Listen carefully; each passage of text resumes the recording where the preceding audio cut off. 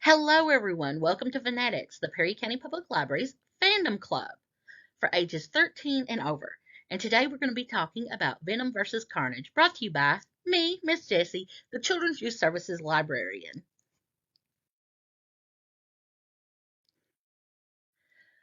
We decided to talk about the symbiotes today, and that's just because I was like, what's something that we can talk about that is pretty current and pretty cool? And I thought, well, I really enjoyed the Venom movie, and my husband is a huge Spider-Man fan. And I was like, let's talk about the symbiotes. So if I mispronounce something, please forgive me. And if I happen to have told a fact that is not true or doesn't encompass all that, please feel free to send me the link to correct the information that I have. The Clintar, or symbiotes, are a fictional species of aliens appearing in comic books published by Marvel Comics, most commonly in association with Spider Man. And the symbiotes form a symbiotic bond with their host through which a single entity is created.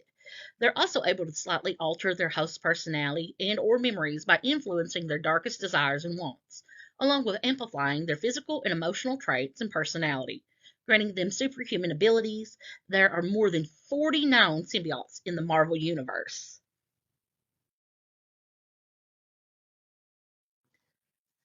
The symbiote was originally introduced as a living alien costume in The Amazing Spider-Man number 252 that was released in May 1984, with a full first appearance as Venom in The Amazing Spider-Man number 300 in May of 1988. The concept for this actually came from someone named Randy Schuler, and he came up with the character concept of like, what if it was like an unstable molecule that took over, which Marvel later purchased. Later, the character story and costume was created by Roger Stern, Tom DeFalco, Matt Zeck, and David Michelini. Now, who was Venom's first host? If you watch the Venom movie with Tom Hardy, it doesn't talk about Spider-Man, but Venom's first original host was Peter Parker, and all future hosts gained Spidey's powers and ability because where Spider-Man did wear the symbiote for a while. Even worse, the symbiote cannot be detected by Spider-Man's Spidey sense, which is why Venom is so difficult for the hero to defeat. Thus, when it's found another host that becomes sort of kind of like a second Spider-Man-ish, the symbiote has absorbed some of Spider-Man's abilities, and that host was Eddie Brock, who became one of Spider-Man's most recurrent enemies. Ow, that hurts. Things that can hurt the symbiotes. Fire is one that can hurt them, can kill them. Sound waves. You can see there it's got kind of like a sonic or, blaster thing where it's got the symbiotes going off. So sound waves, sound, high pitched frequencies, that hurts your symbiote.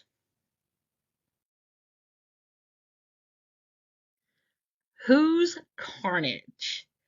Carnage is kind of like the red, more evil version of Venom.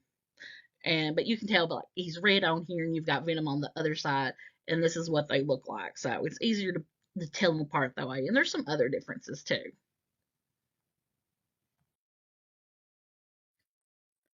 Marvel's symbiotes, and this is a symbiotic family tree. This is one that I've just found on images, and I thought, okay, that's pretty good. We can use that one. Venom, who has Carnage, and Carnage has Toxin.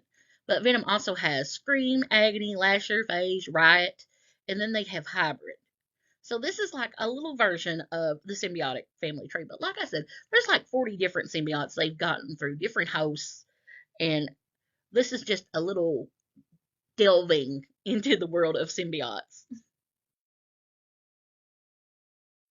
Son of Venom. Cletus Cassidy. Carnage was once a serial killer known as Cletus Cassidy and became Carnage after merging with the offspring of the alien symbiote called Venom during a prison outbreak. The symbiote amplified his psychotic nature, making him even less mentally stable than he had been previously, and therefore even more dangerous. And unlike Venom, Carnage is a singular entity, referring to himself as I instead of we. So, like, we are Venom, I'm Carnage. Because the symbiote has actually merged into Cassidy's bloodstream. So he is just one entity. Cassidy has been separated and reattached to the symbiote multiple times, and you'll see this as recurrent themes on different superhero things. Like they've died, they've come back, they've gave up, their mask, they've come back, and that's just the thing that happens a lot in comic books. It happens a lot in anime. It just happens. So the Carnage symbiote has occasionally attached itself to other hosts, and that includes the Silver Surfer, which is surprising because most symbiotes hate the Surfer because he was a herald for Galactus. And what I've read, they also destroyed a planet that had the Symbiotes on it, and that's the reason why they hate Galactus and the Silver Surfer, where Silver Surfer was his herald for so long. Ben Reilly, who was a clone of Spider-Man, and Dr. Otto Octavius. Venom later decided to absorb the Carnage symbiote for good, during which Cassidy retained the Carnage personality. He retained the Carnage persona by costuming himself in red paint and continuing his killing sprees, but just as a human.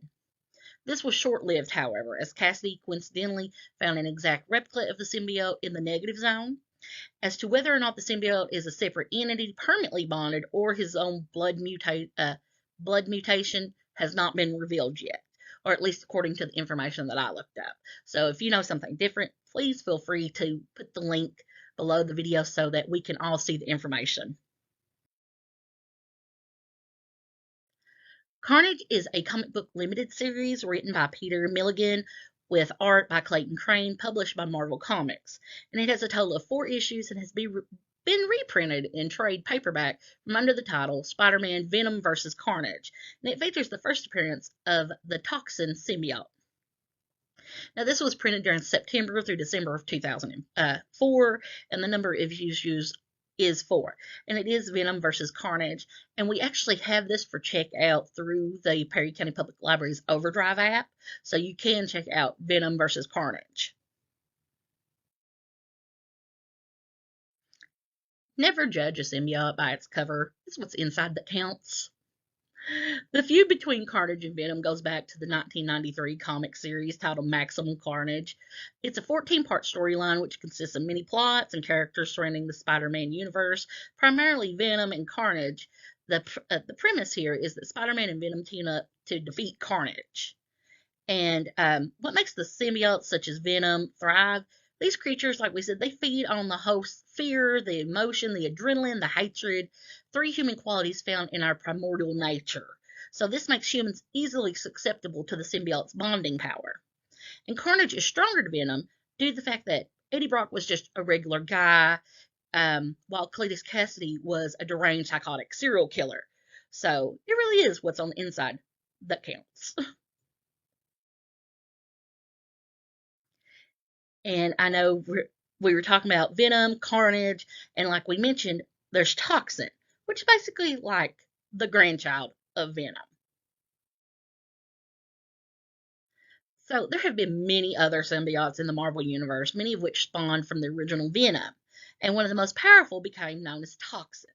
And Toxin attached itself to a New York Police Department officer named Patrick Mulligan, and the two of them became an anti-hero.